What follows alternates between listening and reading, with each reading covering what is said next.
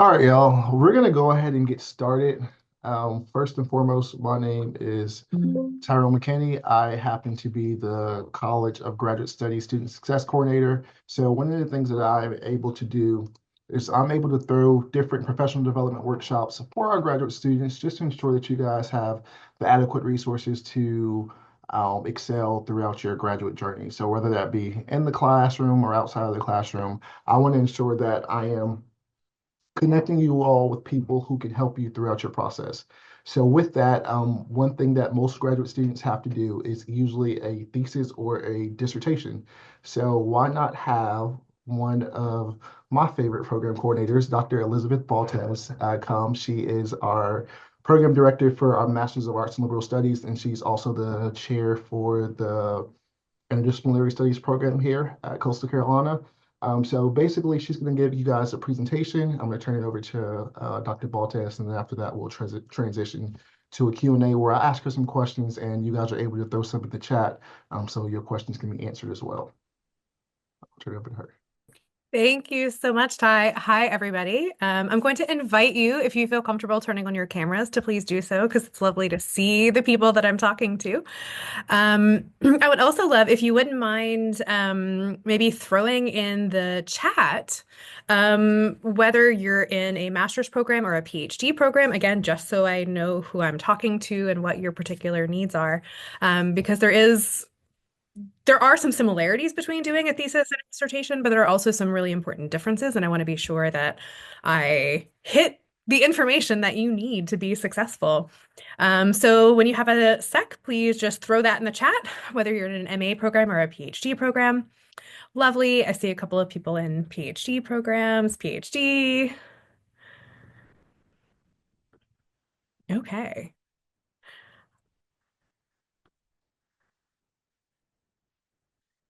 And MA as well. Okay. Thank you for that, and feel free to, I'll try to monitor the chat, but if you have questions, like feel free to stop me at any point, just like unmute yourself and interrupt me. Because I think Ty was maybe overselling what I'm going to be doing as a presentation. Really, it's just a conversation. And just to tell you a little bit about myself. So, yes, I'm the director of the MA in Liberal Studies program here at Coastal. Um, my PhD is in art history and visual studies, but I sort of have one foot in archaeology and classics as well.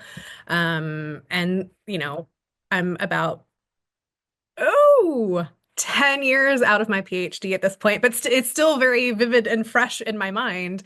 And if you all will give me just 1 second, I should have gotten this, but I forgot.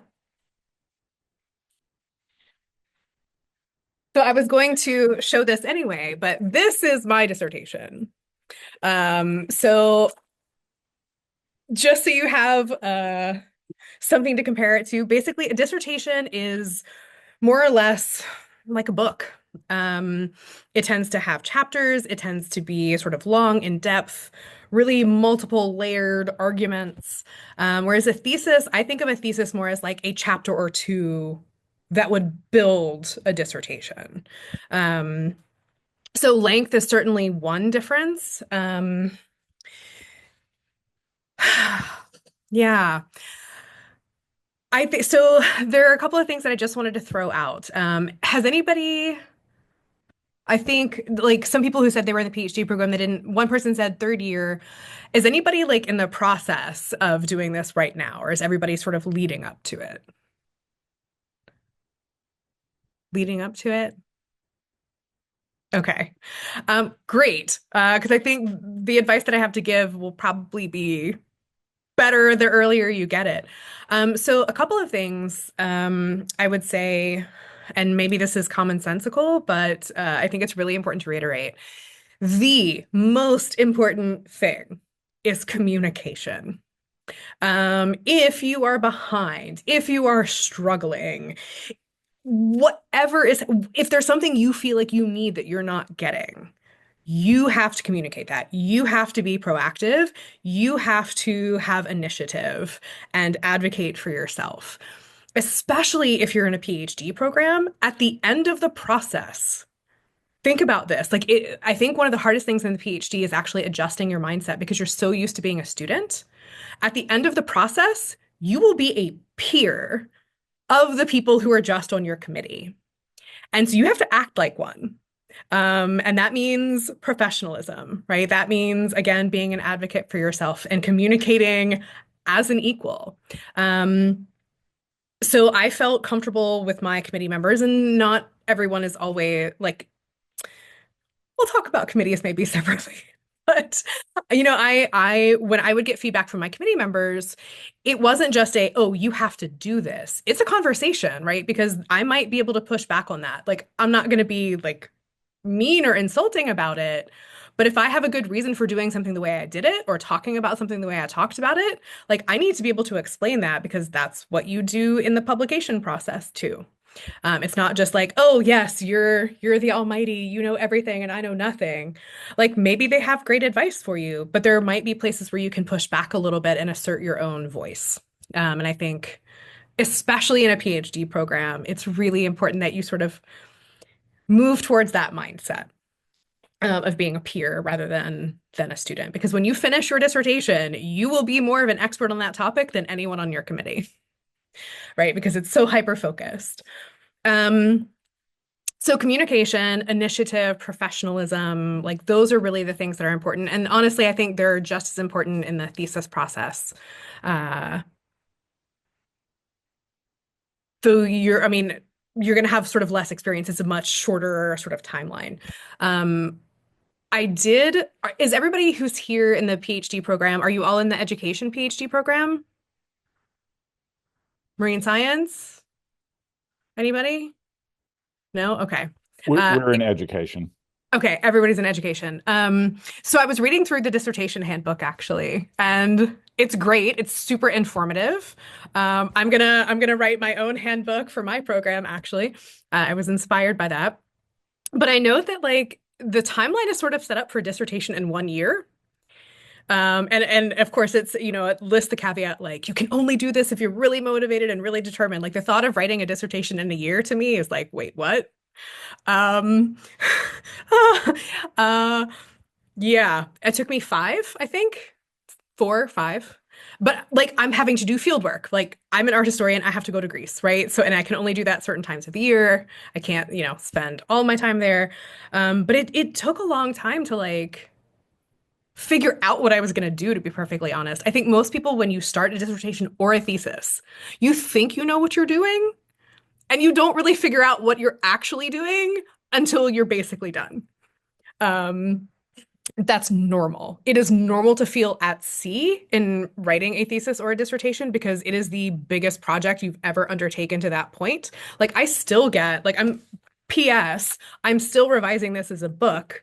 And I still feel like I have a hard time wrapping my head around it's such a big project. It is normal to have these feelings. So like don't feel like you're doing something wrong or you're not good enough. Imposter syndrome is real. And it is mean. Um, so when it comes to that, another piece of advice that I wanted to give you is make sure you have a support network. I had two graduate students, one who was in my year cohort, one who was a year ahead of me, and we would get together and have writing sessions. And it was great because we were accountable to each other for showing up and getting a certain amount of work done. And it was also nice because I could like these people were working, they were both art historians, but they were working on very different things, very different time periods.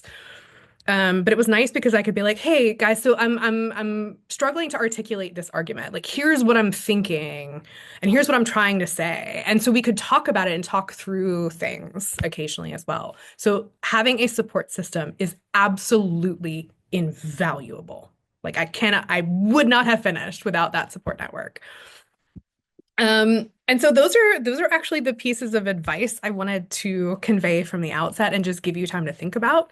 But I really want to know what questions you have, what concerns you have, like what scares you that we can sort of talk through and I can answer questions about.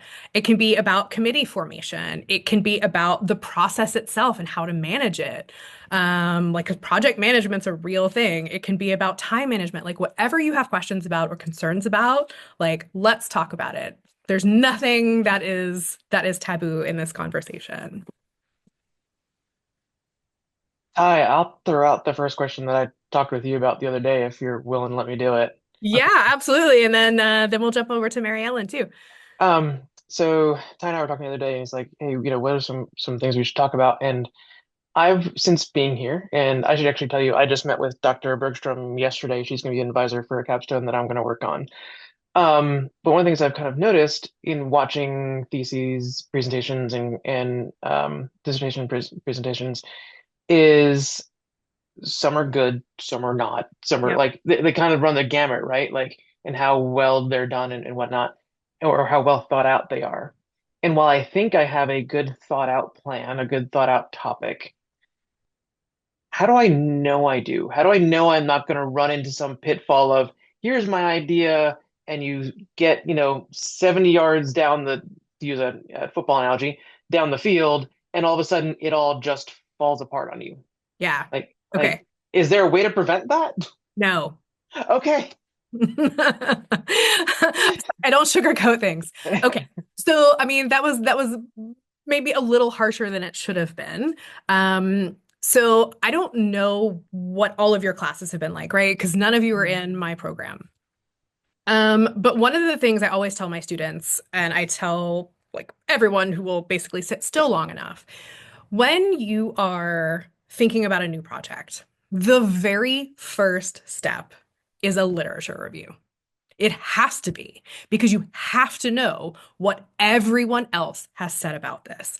And when you're doing a master's thesis or you're doing a PhD, part of what you're doing in that process is proving your chops, right? So you have to do due diligence. You have to do all of the sort of reading and research up front on the topic.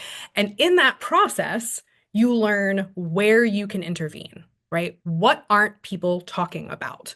What haven't people talked about at all? Or, hey, like these authors are doing this thing, and I disagree with some like part of what they're doing. Or, hey, they've done this part of it, but they're not like pushing it as far as it could go.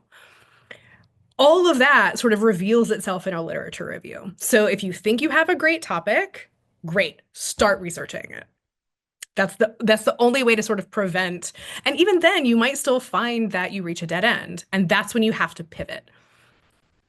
So when you are doing a dissertation or a thesis, the defining characteristic of either of those things is an original contribution. It doesn't have to be earth-shattering. It just has to be original. So that can be like, okay, feminist theory is a thing, right? Everyone knows about feminist theory. You might not be an expert in it, but you at least know it exists, right? And it's been applied to all of these topics before. But hey, here's this topic it hasn't been applied to. Let's see what happens when I do. That's an original contribution, right? Applying sort of a theory or methodology to something that it hasn't been applied to before. Um, pulling out some piece of evidence that's new. Um, that's an original contribution. So again, it doesn't have to be like earth-shattering to be new. Um, but so if you are in the midst of the research process and you're like, oh boy, so I can tell you with my book revisions, because I did my dissertation in 2016, it's been a while and people are publishing. And this article came out, or actually an article and a book that like looks like it would basically scoop an entire chapter. And I'm just like, oh, in the depths of despair. I'm like, oh, what am I going to do now? And then I actually went and read it, and I'm like, oh, she doesn't talk about anything I talk about. But if she had, okay, well, that's more evidence for me to deploy. And is she doing things the way I would do them? Does she come to any conclusions that actually further my arguments? That's what I mean by pivoting. So if you run into a dead end, don't scrap the project. Sit with it for a minute, let it percolate, and figure out how you can either pivot or use the scholar who scooped you or the scholar who did what you thought you wanted to do and figure out what you can actually use it to help you do. Does that make sense? So it's not the end of the world, although it feels like it at first, but let yourself sit with that for a minute, which is super uncomfortable. But the whole process is largely uncomfortable. Thanks. Sorry. It just is. But that was a great question, Robert. Thank you. Mary Ellen, you had a question? I I do, and it kind of sort of piggybacks on Robert's in the sense that I am looking at later adult development, Hmm. and there's little to nothing out there, or there's minimal out there. And so my issue could be the reverse, which Yep. is I have No not data. even, I have two theorists that are strong that are related to each other, neither of which relate to higher education, and I'm going to use their theories and attempt to relate them to higher education. Great. But as far as any studies done using their theories with higher education and later adult development, there isn't anything. And there's so few theorists um, because we never realized that older adults continued to develop. And so, my literature review could be very short in saying, And I yeah, don't have much to work with. yeah. And so I'm making everything up as I'm going along. And yet at the same time, I'm in this conundrum of I feel as if I have to continually keep digging, trying to find something to build from, but I can't find anything. Um, so how does that fit into all of this? Because I'm sitting back saying I don't really fit any of the models that everybody keeps telling me about. Maybe they're out there. The one theorist wrote his theory about 80 plus year old people in nursing homes. No, I want to take some of his concepts, but not his setting. Another one is extremely well known for adult development, but not for later adult development. And that Mhm. wasn't found until after he died. Um, so, Okay. You're actually in sort of an exciting place, but also like a little bit overwhelming.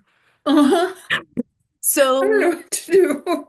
well, okay. So you have these two theories, um, and you can take parts of them, right? And perhaps apply them. That in itself is a project, right? Because you are developing a new methodology. For for this particular group that you're looking at. So I think the biggest thing for you, and this is advice for everybody actually, you have to make sure that your project is doable in like the time frame and that it's not like, a multi-volume book set, right? It needs to be discrete and it needs to have a very clearly defined beginning and end, right? So the scope matters a great deal. So one of the things you're going to have to think about is using these theories to develop a methodology and proposing how it could work in the group that you're looking at. Is that sort of a sufficient amount to do in a dissertation? That is definitely something you would want to talk to your committee about because they would probably have insights for you about that. If they're like, yes, just developing that and sort of showing how it could be applied, yes, that is enough for a dissertation, great. If they're like, wow, it would really be great if you could do a preliminary study to test out some of these theories, that's a whole different ball game because that requires IRB certification, but it's also a really important original contribution. Because you're not only developing the methodology, but you're also at least in a preliminary way showing how it can be applied. So you sometimes when there is no existing literature review, it's great because it's like, wow, you're wide open, but then you're also like wide open.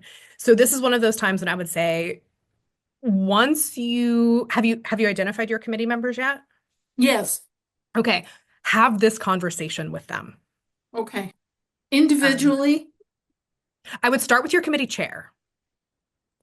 see what your committee chair says.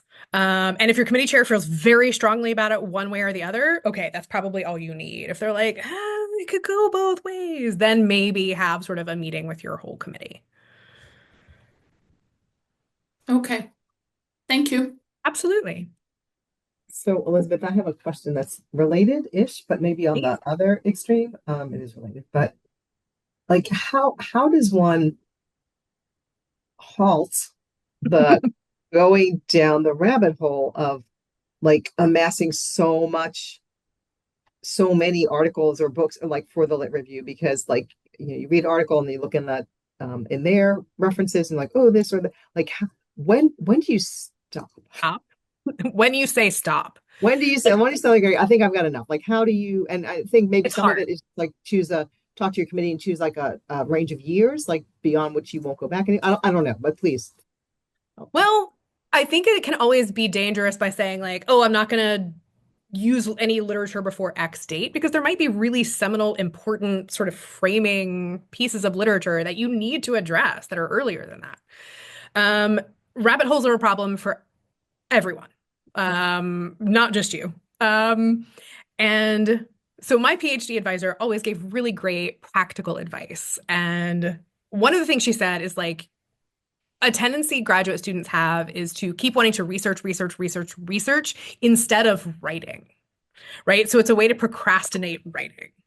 That can't happen. If you're researching and writing and you're being productive in both, okay. But at some point, you actually do just have to say, this is all I can do in the scope of this project, right? It's not going to go on forever. This is not like this captures a moment in time. It cannot be everything. It will not capture everything, even if you spent 20 years working on it. And that is okay. Right? Research is going to move forward. Like you're just not going to capture it all. So at some point when you feel like, okay, I've really said everything I need to say, just stop. You just have to tell yourself to stop. Having like a deadline also helps. That's helpful. Thank you. Yeah, absolutely. But like again, this is a problem everyone has. Yeah, our tendency is to just wanting to want to keep research. But yeah, at some point you just nope, it is what it is. This is like I have to stop now. What other questions do people have? Or concerns, fears?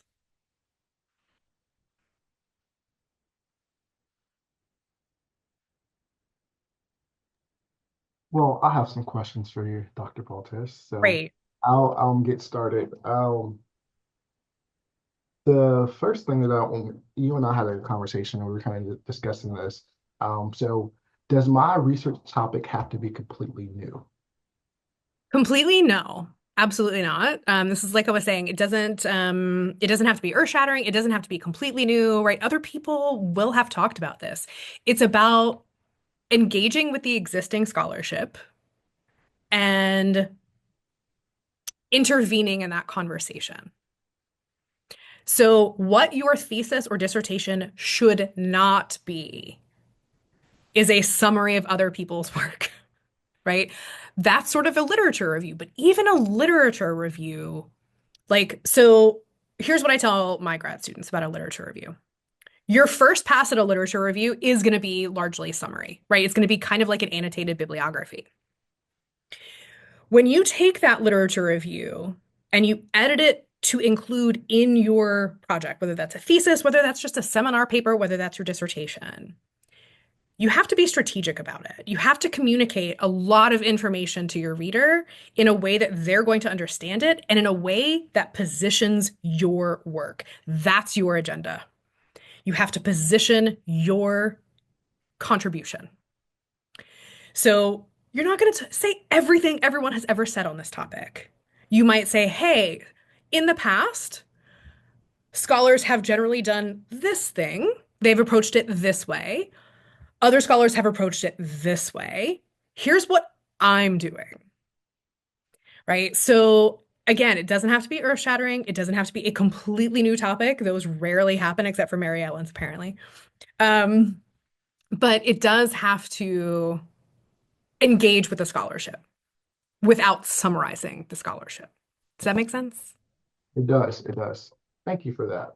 My next question for you is, how do I approach a faculty member about potentially chairing my research?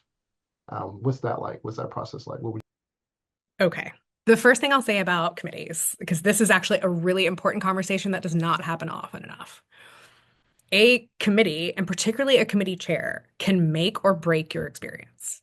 It is so, so, so important to have a committee chair in particular who you work well with, who you respect, who you have a good relationship with, and who you communicate well with. If you do not have that, your life will be awful. It is better to have, in my opinion, this is my opinion, a committee chair whose specialty is slightly less related to yours than a committee chair whose specialty is exactly yours, who you just don't mesh with. That's my opinion. So think about that as you are thinking about committee members. So they obviously have to have subject matter expertise in order to guide you appropriately. But above all, yeah, you just have to work well with them. So think about that. And when you actually approach them, um, again, this is where that sort of shift in mentality from student to peer comes in. Like, you don't want to come across as like cocky and you know everything, because you don't. But you also want to show that like you've given this some thought and that you are not expecting them to do all of the heavy lifting for you, right? So presumably this is someone you've worked with before, so they're already going to be familiar with you and your work. So you might ask to set up an in-person meeting, and then in that in-person meeting, you tell them, hey, so I'm really thinking about working on X for my dissertation or my thesis. And given your particular research interests, I think that you could really help guide me and support me in this work. I was, wondering if you might consider, being on my committee or, working with me as my committee chair. So if you approach it in this way where you show them you've thought about it, you give them a good reason why they're the right person, right? Make it easy for them to say yes, rather than easy for them to say no, because it's work for them. So get them excited about your project. Show them that you like have some idea of what you want to do and why they're a good fit for you. Does that make sense? Perfect. Thank you. And if you guys have any questions at any point, you can stop me, but I have a handful of questions that I'm going to ask too. So when a student is, I guess, interested in a PhD program or a graduate program, do you recommend that they go into those programs with a topic already in their mind?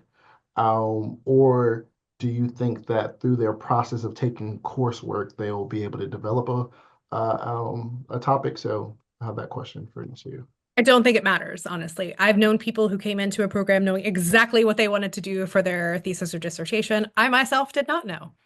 I knew, obviously I was doing like a PhD in ancient art, right? Because I applied to work with somebody in ancient art, and sculpture in particular.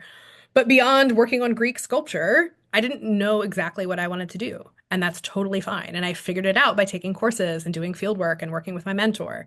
So honestly, I think either path is fine and, can be successful. Cool, that sounds good. So now we're going to get into some of the parts of a dissertation, and you can kind of help explain some of these different things.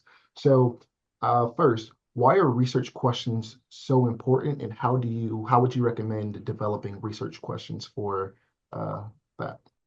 That's a hard question. I remember when I first started out as a graduate student, I'm like, oh my God, how will I ever know what I want to do research on? How will I ever develop questions? And then I started reading and I'm like, well, why are they doing it that way? Well, what about this other thing? So I think questions are important because they give us direction.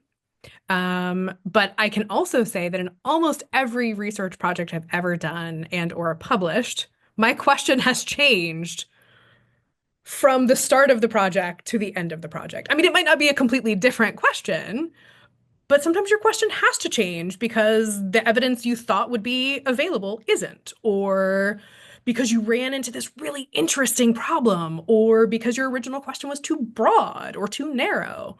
So it's fine if questions change. So don't get paranoid about that if, you find things shifting slightly. Um, I would also say in terms of like, how do you develop a question? Well, I would hope that you all already have questions that you're asking about things. Um, and hopefully the question that you pick for your thesis or dissertation, right?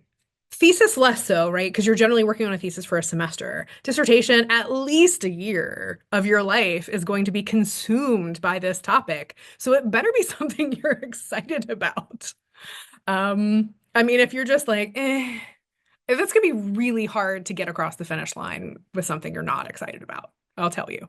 And even after, 5 years of working on one topic, I'm like, okay, I'm done with this.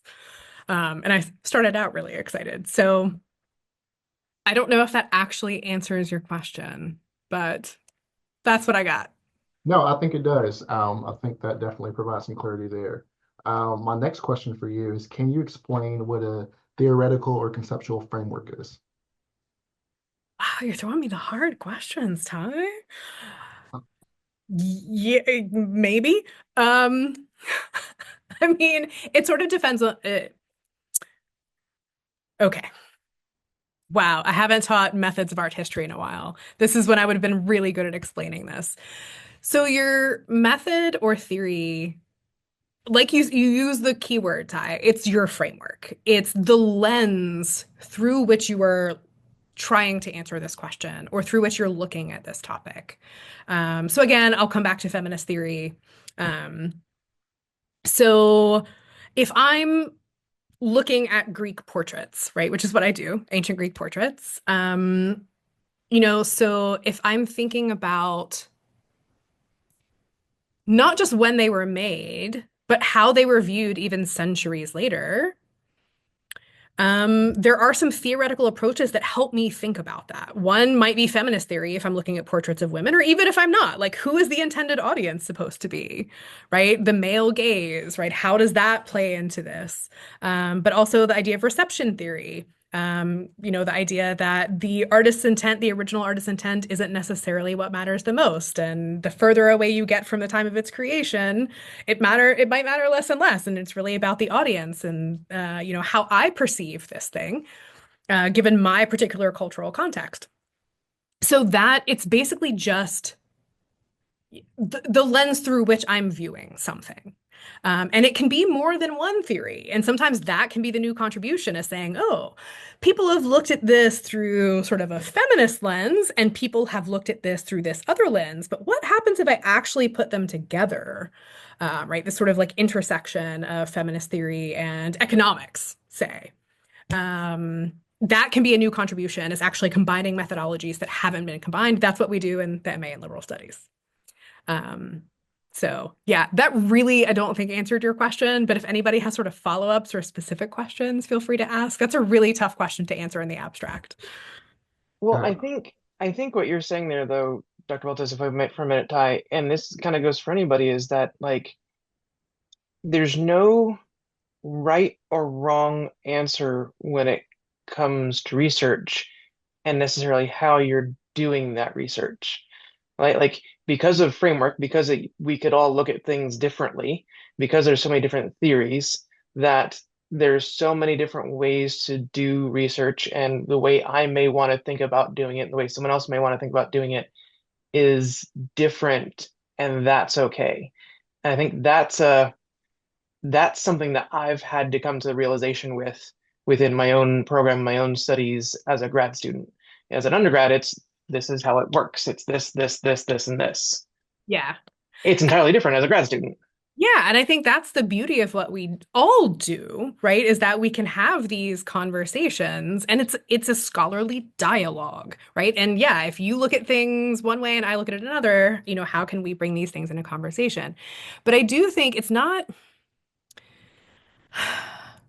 I don't know if I would say that there's no wrong way to do it, But I think it's harder to be wrong. And I think that's where your committee comes in handy, right? Because if you want to apply a methodology to something where it hasn't been applied, there might be a reason it hasn't been applied there before. It might not actually work very well.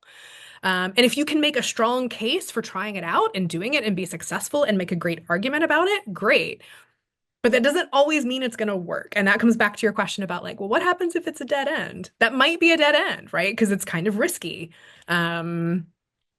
But a good committee will not let you do something that is just not tenable, if that makes sense. And Dr. Yeah, Baltes, my committee is so important. yeah, I agree.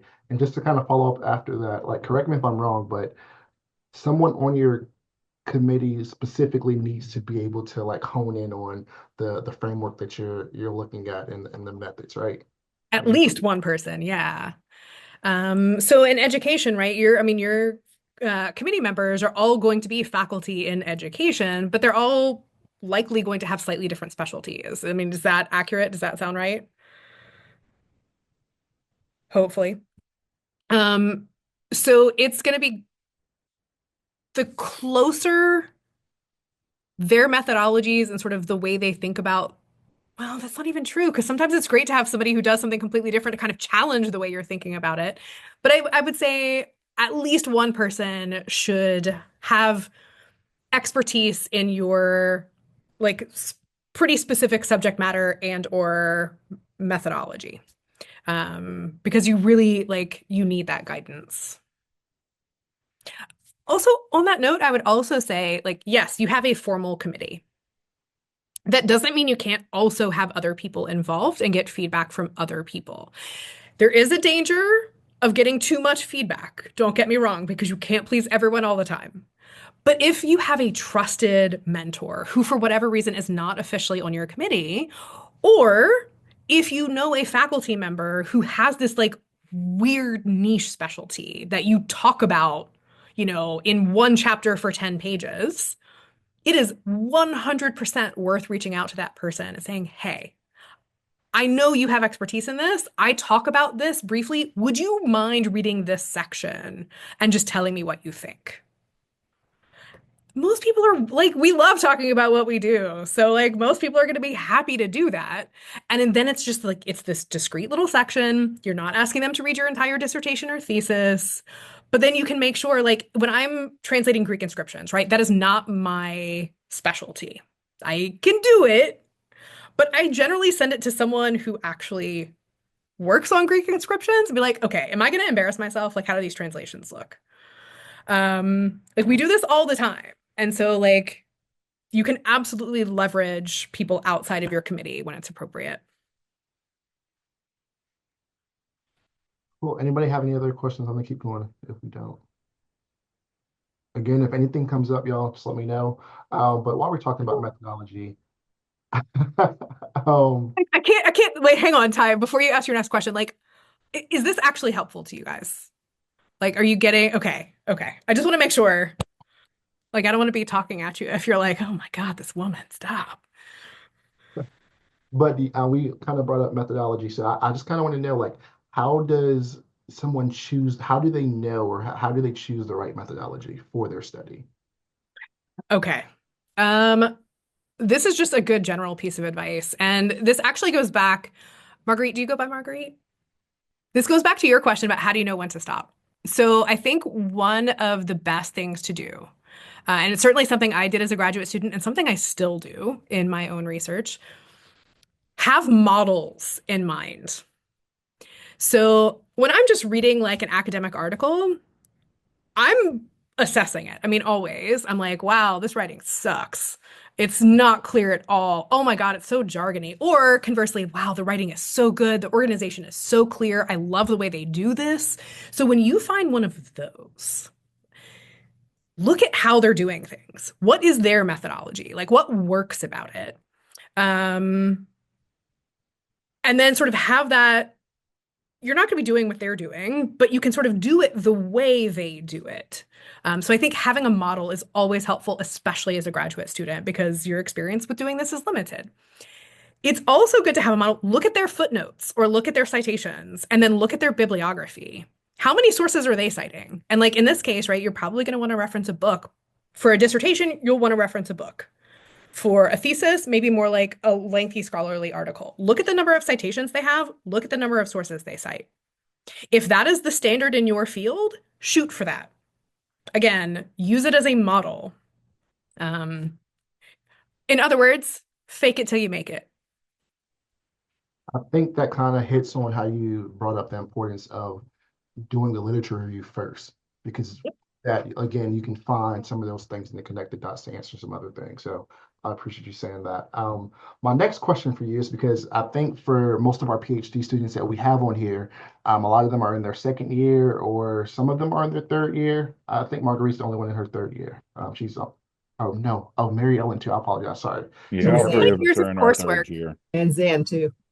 Wait, How many years of coursework in the PhD in education? It's 3 years of coursework. yes, Okay. but you guys, sorry, you guys are in your third year, but you don't start dissertating officially until the following year, correct? Until fall. Right, but you have, because you're wrapping up your coursework, you have sort of a committee in place, or you're about to have a committee in place. Not Okay. yet, yeah, soon, we hope.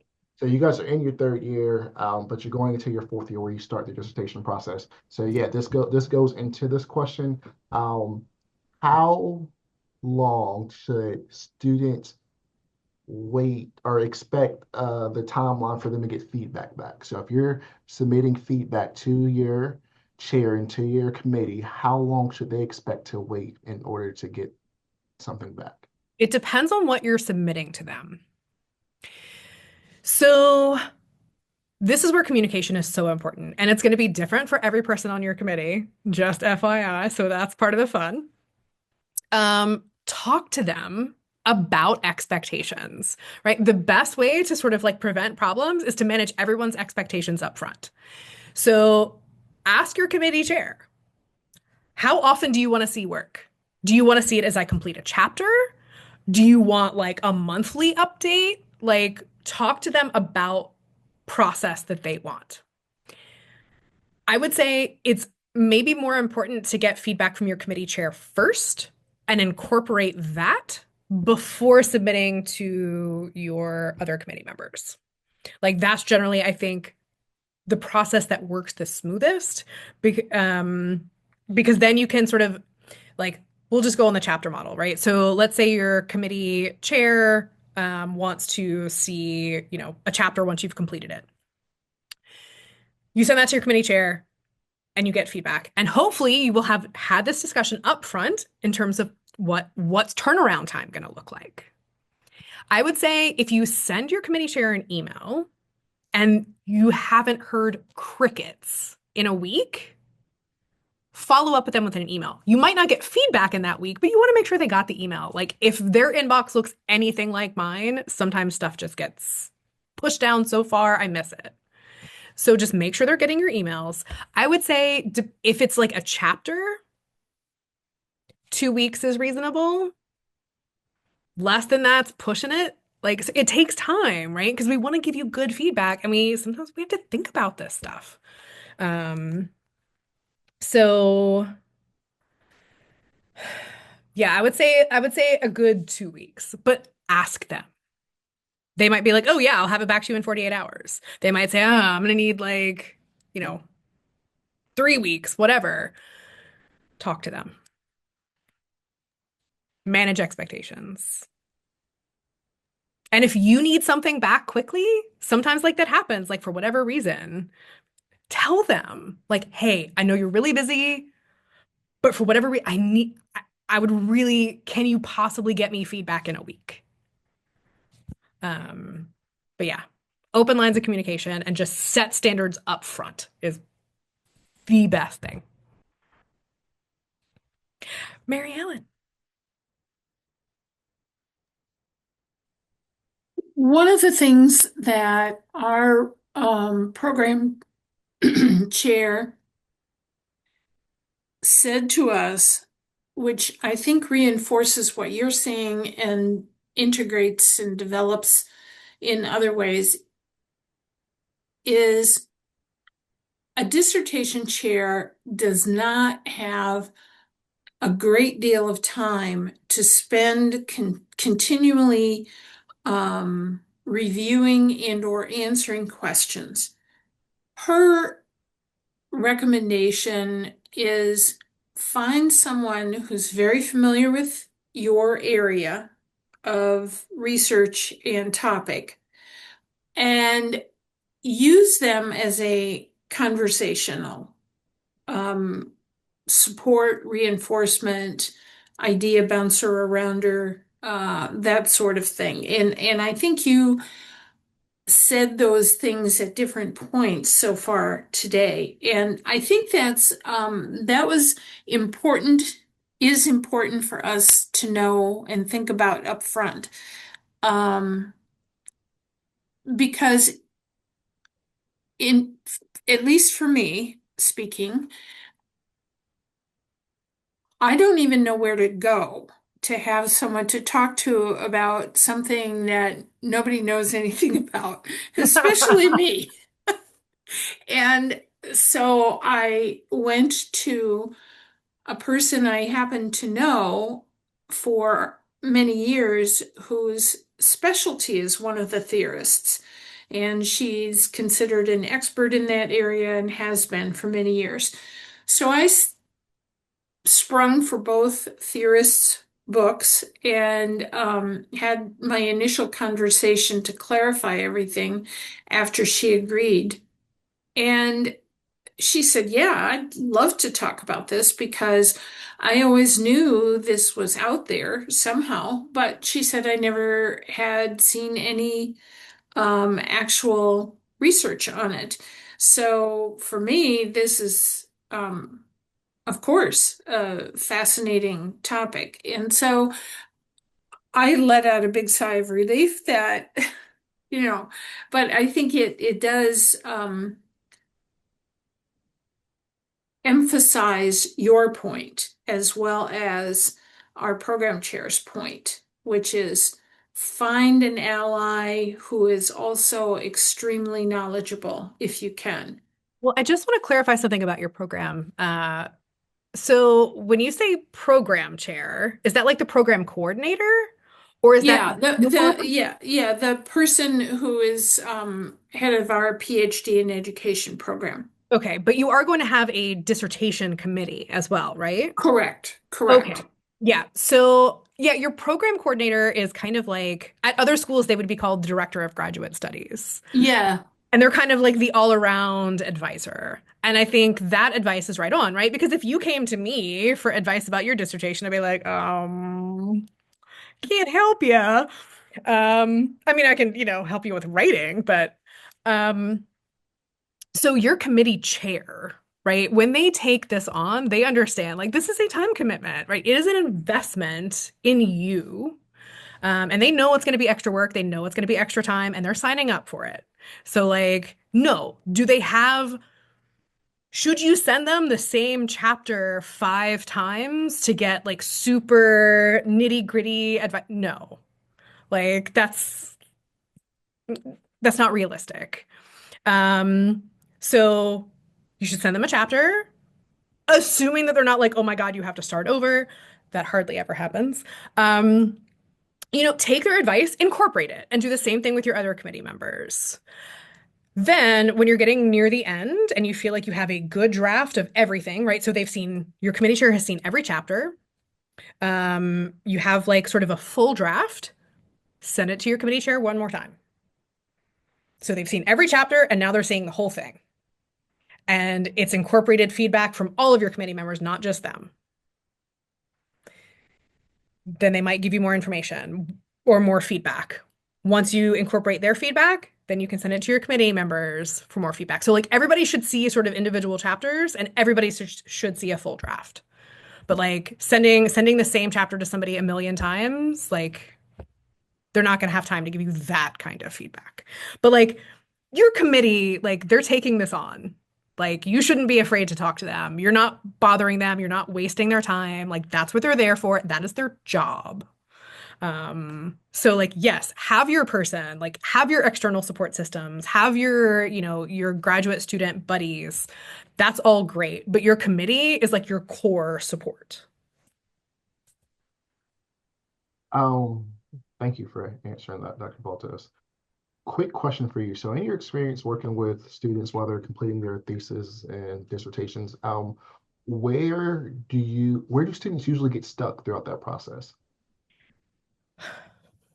The middle, because the middle's a slog, right? You can't see sort of the end, the light at the end of the tunnel, but you've sort of lost your initial energy that you had when you started.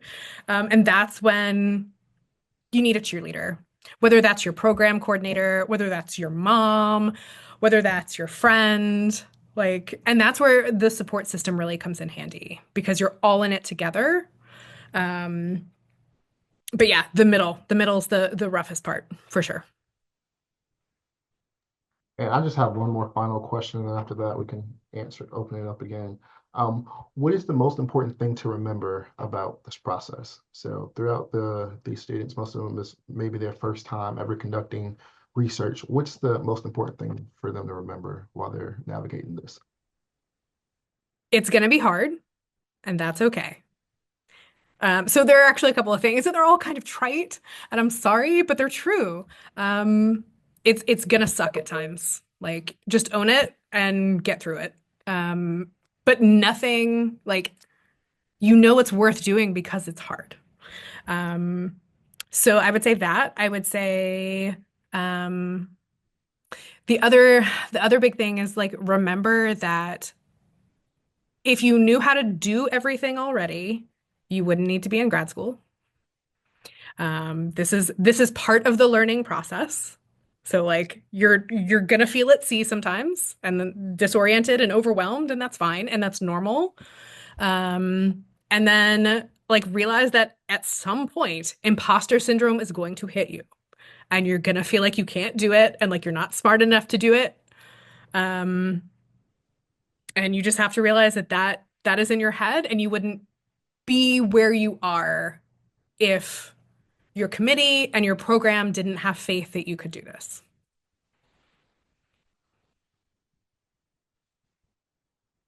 And if you ever need a pep talk, invite me out for coffee. So, girl, thank you so much, Dr. Baltos. Are there any last questions from anybody on? If not, this was recorded, so we will get this up. We're planning to record the majority of our professional development workshops. Stay tuned next week. So on the 20th of next week, which is a Tuesday, I believe. It's a Tuesday. Tuesday, we are going to be having a Mastering the Literature Review professional development workshop with Scott Pleasant. He is in the Writing Center. So that's going to be next Tuesday at 2 p.m. That's going to be on Zoom as well. So I highly encourage you guys to join that. I'll be sending something about that tomorrow. But also, again, that's going to be recorded as well. So I just want to make sure that you guys are, getting the things that you guys need so you can excel throughout this next step. I knew you guys were heading towards your dissertation. Like I knew that you guys were starting in the fall, but I always get lost in the years. So you're going into year 4. So to my third year students, I wish you guys the best of luck as you guys transition into that next phase. And to our master students and everyone else on the call, I hope this kind of inspires you to keep going. Anything last anybody would say?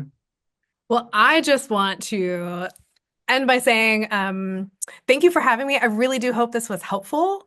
And I'm absolutely dead serious when I say, seriously, if you want to have a coffee, I'm always I love working with graduate students, whether they're my graduate students or not. So please don't be a stranger. What's your email? I'm going to put your email in the Yeah, chat. sure. It's ebaltis at Coastal. All right, that's her email. If anyone wants to reach out to her too. Feel free. And good luck. You can do it. You can. If I can do it, you can do it.